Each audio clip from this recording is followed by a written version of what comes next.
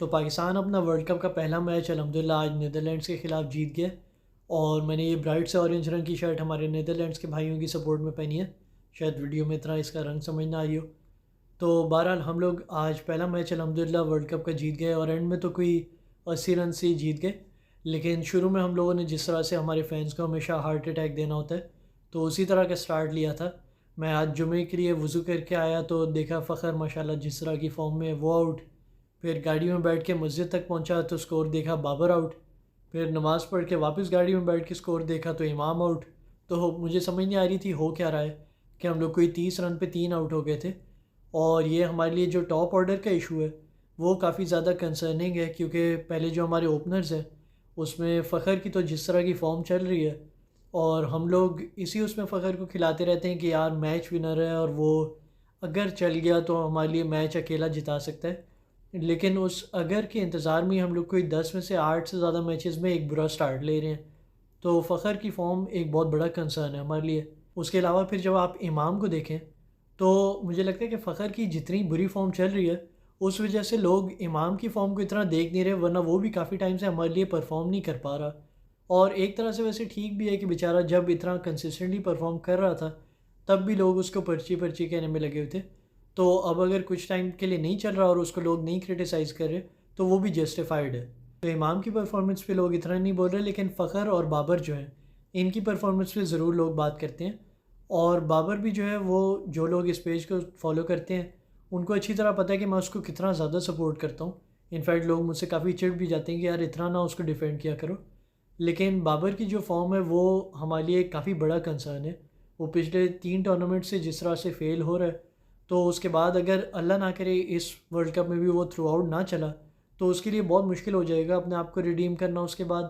تو ہمارے لیے بہت ضروری ہے کہ بابر چلے، وہ ہماری ٹیم کے لیے بھی ضروری ہے اور بابر کے لیے خود بھی بہت ضروری ہے۔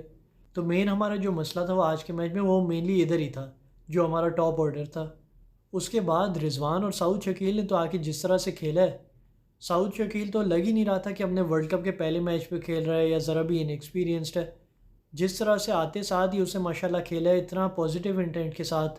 اور ہماری ورلڈ کپ ہسٹری میں سیکنڈ فاسٹسٹ 50 اس کی ہوئی ہے۔ فاسٹسٹ تھی اس کی انضمام کی 92 کے ورلڈ کپ سیمی فائنل میں، اور سیکنڈ فاسٹسٹ کسی بھی پاکستانی کے لیے ورلڈ کپ میں آج سعود شکیل نے کی ہے کوئی 32 بالز میں۔ تو ایک طرف سعود شکیل ہمارے لیے نمبر 5 وہ ایک بہت پازیٹیو بات ہے، پھر نمبر 4 پہ رضوان جو ہے وہ اس سال ہمارا ہائیسٹ ایوریجنگ بیٹسمین ہے، اور مجھے لگتا ہے کہ رضوان کو جتنا سپورٹ اپریسیشن ملنی چاہیے وہ ملتی نہیں ہے فینس کی طرف سے، اور رضوان ماشاءاللہ بہت زیادہ کنسسٹنٹلی چل رہا ہے، اور یہ ہمارے لیے ایک بہت اچھی بات ہے کہ آج ہم نے دیکھا کہ اگر ہمارا ٹاپ آرڈر کبھی کولیپس کرتا بھی ہے تو ہمارا مڈل آرڈر اس طرح کی فارم میں ہے کہ وہ سنبھال سکتا ہے۔ اس کے بعد پھر جب 2-3 وکٹیں تھوڑی جلدی سے گری تھی تو پھر شاداب اور نواز کی کوئی 60 رن سے اوپر کی پارٹنرشپ جو ہوئی ہے وہ ہمارے لیے بہت کروشل تھی، اور یہی ایک دو جو کوئی پارٹنرشپس لگی ہیں اس کی وجہ سے اینڈ میں ہم لوگ 280 کے اوپر ٹارگٹ ہم نے دے دیا جو تھوڑا سا رسپیکٹیبل تھا۔ ویسے تو آئیڈیلی ہمیں نیدرلینڈز جیسی ٹیم کے خلاف کوئی 350 تک مارنا چاہیے تھا، لیکن پھر بھی چلو اگر شروع میں ہی کوئی 30 پہ 3 آؤٹ ہو گئے تھے تو اس کے بعد اگر کوئی 280 یا 290 کے قریب پہنچ گئے تو وہ بھی ٹھیک اچھا سکور بن گیا۔ اس کے بعد اگر ہم لوگ اپنی بالنگ کی بات کر لیں تو بالنگ میں کافی سارے پازیٹیوز تھے۔ حسن علی کی پہلے بھی میں بات کر چکا ہوں، ماشاءاللہ نیو بال کے ساتھ جس طرح وہ کرا رہا ہے وہ ایک بہت اچھا سائن ہے ہمارے لیے۔ اس کے بعد حارث رؤوف کو وارم اپ میں جو آسٹریلیا کے خلاف کوئی 9 اوور میں 97 پڑ گئے تھے تو اس کے لیے بھی بہت ضروری تھا آج کا میچ اچھا کھیلنا، تو اس نے بھی آ کے پھر وہ جو ایک ہی اوور میں 2 وکٹیں لی، پھر تیسری بھی لے لی ہوتی لیکن وہ افتخار چاچا نے اس کا کیچ ڈراپ کر دیا، لیکن پھر بھی حارث رؤوف نے تھرو آؤٹ کنسسٹنٹلی 90 مائل سے اوپر کرائی ہے اور 3 وکٹیں اس کو ملی ہیں، تو وہ بھی بہت اچھا ماشاءاللہ ہمارے لیے چلا ہے۔ پھر اسپنرز میں نواز، شاداب، افتخار تینوں کو وکٹیں ملی ہیں، تو کافی سارے پازیٹیو سائن تھے ہمارے لیے بالنگ میں۔ اس کے بعد ایک اور چیز جس پہ فینس کی اجازت نہیں ملتی اکثر بات کرنے کی وہ ہے بابر کی کیپٹنسی۔ مطلب جب کچھ برا ہو تو تب تو اجازت ہوتی ہے بات کرنے کی، لیکن جب کچھ اچھا ہو تو تب نہیں تعریف کرنی ہوتی۔